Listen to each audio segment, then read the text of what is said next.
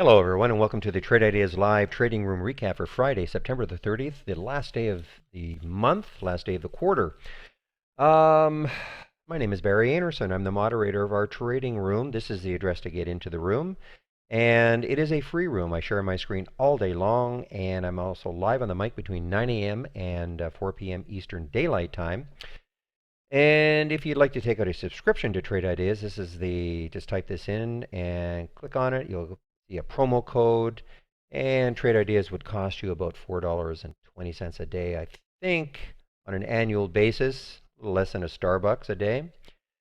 So, a little bit different day for me in terms of this video.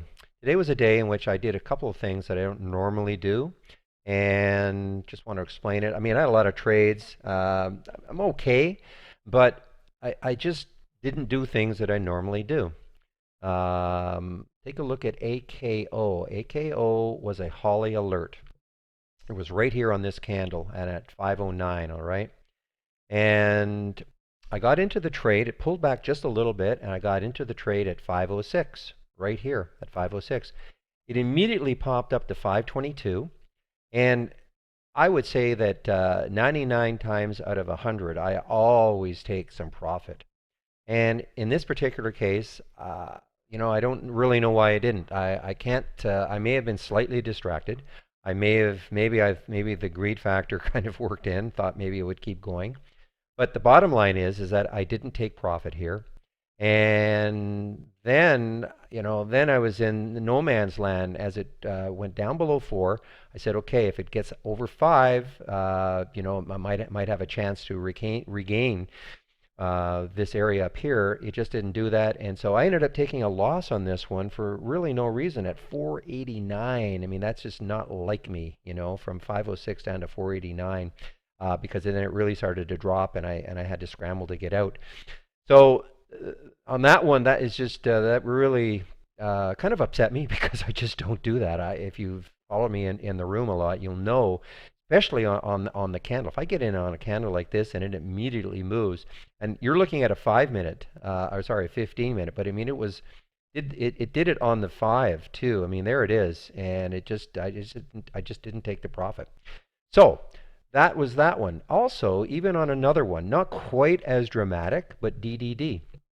And I got into this one. Actually, I got into this one twice. This was a nice little break. If you take a look at the daily chart, back it out a little bit, and you can see that it had a little bit of room to 19. It had broken over 18. Looked pretty good when I first saw it. On this little break here, thought, okay, little flag, and then it broke. So I took the trade at 1808. I said if it broke down below 18, I would get out. I could always get back in. Got out at 17.99, so I took a little loss there. And then I got back into the trade on this action here. I thought, okay, it broke above the high there. It was a little bit late, actually. Got into the trade, I think, at 1814. It popped up to 1823. Now, again, I'm not saying that's not a great pop, but what I didn't do is, as it was coming down, normally what I would do is I would take a little bit off as it was moving down. I didn't do that again, and I ended up again taking a loss on that trade at 1806.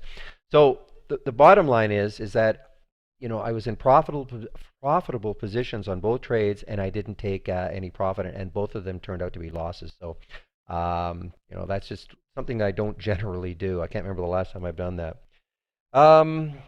GBT was a great Holly trade. GBT, let's see, the alert came at right here, and a little bit.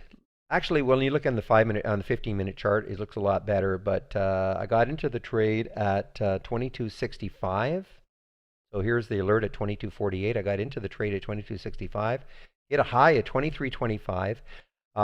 Didn't quite get out there. Got out at 23 and 22.95. I took some just at the break of the whole number, and then as it came back down. So a nice trade.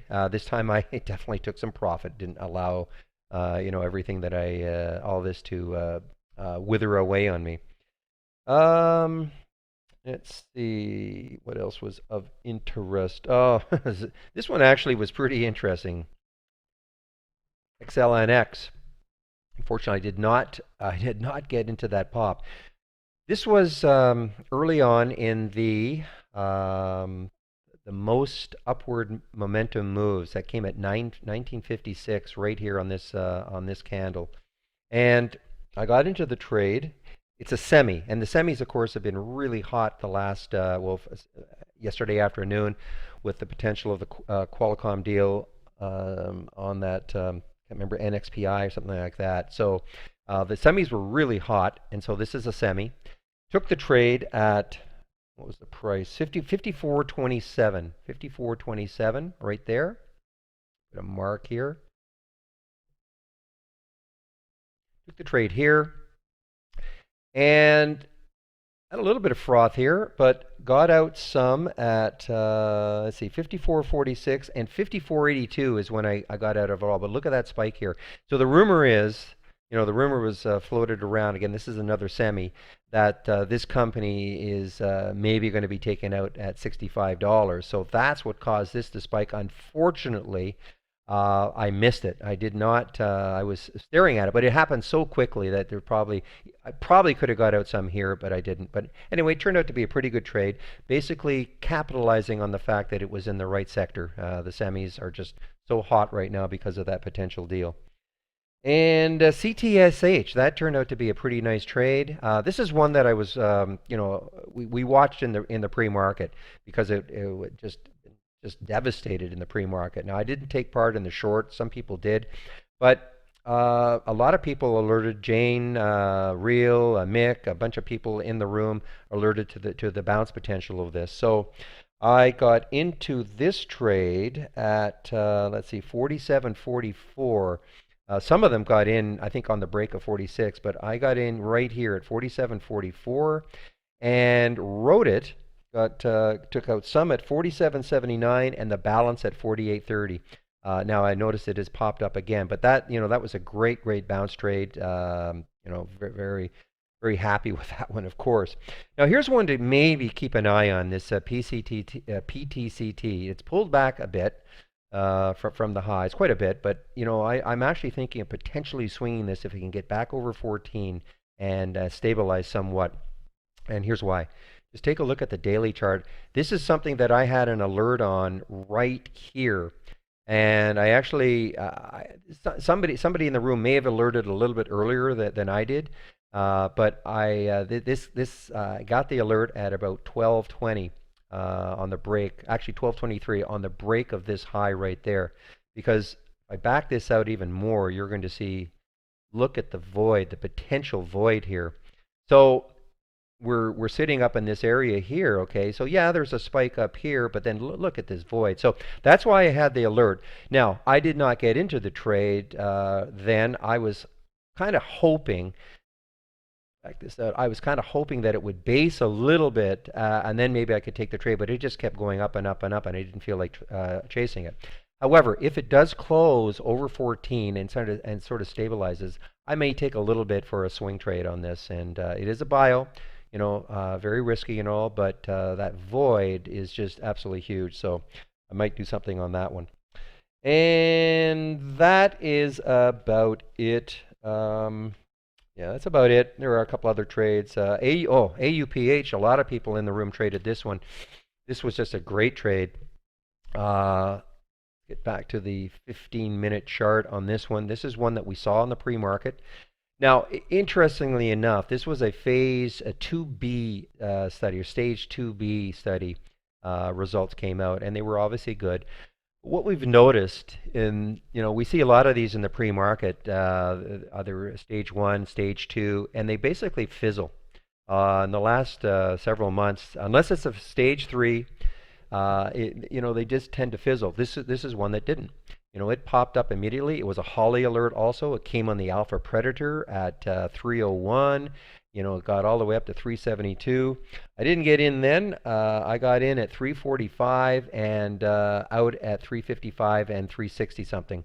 And then it's pulled back all the way here. But this was interesting to me because, this was one that actually had some follow through, and it was a phase or stage 2B, not a stage 3 result. So going forward, this could still, excuse me, this could still have some leg because again, it's got this nice gap that it could possibly fill. Now it's pulled back quite a bit, so we'll have to see what happens on Monday.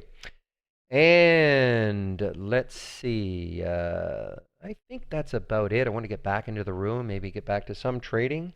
So here again is the homepage, the cover page. Free room.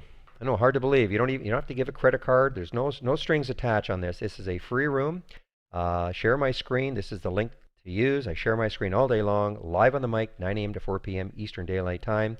This is the just type this in and click on it, and you will be taken to the subscription page. You'll see a promo code that you can use. So if you're not, you don't have to do it. I mean, but we use people ask, well, why is it a free room? And, obviously what we're trying to do is if people take out a subscription, of course we want to help support them. We don't want to just have people take out a subscription and then not get supported with the product. That's why we have 4 webinars a week, and then I'm all day long. I'm helping people. I'm trading my own account, of course, and we're always talking about trades. But people ask me questions about the program, and I'm certainly willing to help, time permitting. I mean, if I'm in trades, it's a little more difficult. But anyway, that's why we do it. We do use it as a bit of a marketing tool. I don't think we're too overbearing about it, though. It is a great trading room. Lots of fabulous traders in our room. So I encourage you to come on in. Even if you don't have to be a member, you can just come on in, and ultimately you'll probably want to find out how we're finding all these trades, and eventually take out a subscription. So anyway, have a great weekend, everybody, and we'll see you bright and early Monday morning. I usually open the room at about 8:45, and then get live on the mic at 9. So have a great weekend. We'll see you Monday morning. Bye bye.